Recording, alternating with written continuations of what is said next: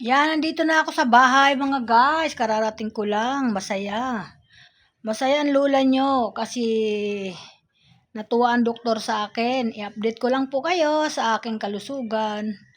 O medyo okay na po yung aking sugar. Nagbawas na po ako ng yung 32 na dosage ng aking gamot na insulin ay naging 30 na lang.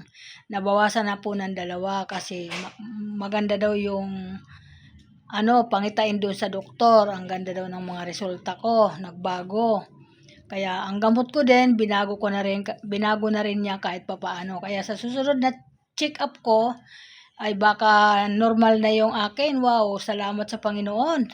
Yan ang magandang ko, kalusugan ngayon. Maganda ang ko ngayon. Ito 2025 ay medyo pinagbigyan tayo. Pinaganda yung ating kalusugan kahit papaano. Kaya yan mga guys, tuwan-tuwa talaga ako. 2 kami mag-asawa. Medyo na gumanda yung resulta ng amin mga resort. Kaya maganda po yung hindi mainit ang ulo namin kasi ang ganda po ng pagkakasabi sa amin ng doktor na sa lahat ng pasyente niya, kami lang daw yung maganda ang resort na nagpa-check up sa kanya ngayon. Sabi ko, salamat po, sabi ko. At kahit papaano, umayos na rin kahit papaano yung aking kalusugan. Yan, ang haba ng pela, kaya ngayon lang kami nakarating. Yan, kasama ko ang anak ko nga nag-iintindi sa amin. Yan, galing siya sa trabaho, dumiretso na siya sa ospital at kinuha na kami ng number para ma-check up kami.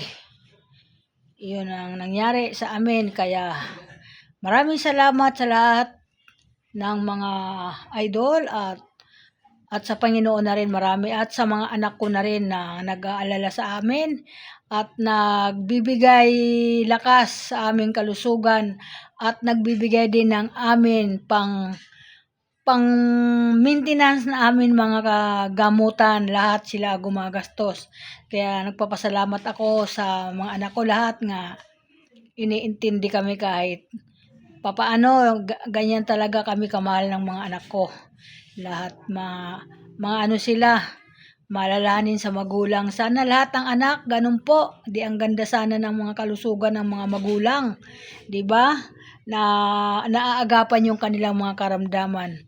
Kaya ako'y nagpapasalamat sa mga anak ko, lalo na kay Lani at kay Sylvia at kay Binos. Lahat po, kay Judith, sa lahat nag-aalala sa akin, sa amin lahat mag-asawa, ako nagpapasalamat sa kanila dahil nandyan sila, napakababait at tinutulungan na rin namin yung amin mga sarili mag-control sa amin mga kinakain. Isa din po yun na nakatulong sa amin. Kaya kailangan talaga disiplina lang po.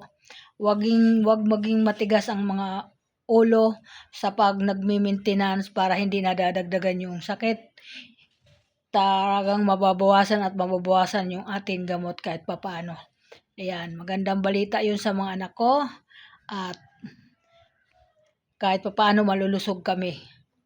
Thank you so much sa lahat at I love you sa lahat ng mga follower at mga idol, lahat po ng kaibigan. At sa lahat ng mga anak ko, iyon yung lagi kong binabanggit nga parati kayong mag-iingat. At mahirap ang panahon ngayon, magpapaambon, magpapaulan at mahirap magkasakit. Magastos, kami na nga lang ng papa nyo, sobra na kaming magastos. Kami na rin na na rin paano kami makakatulong sa inyo na mga anak ko para makontrol din namin yung amin mga kalusugan. Kaya salamat po sa lahat ang Panginoon na papakinggan din yan kahit paano yung panalangin. Yan ang sinasabi ko. Manalig lang tayo ay tutulungan tayo. Thank you so much at bye-bye at magandang hapon ang lahat sa lahat ng mga busing dyan. Thank you so much. Mag-ingat tayo. Thank you. Bye-bye.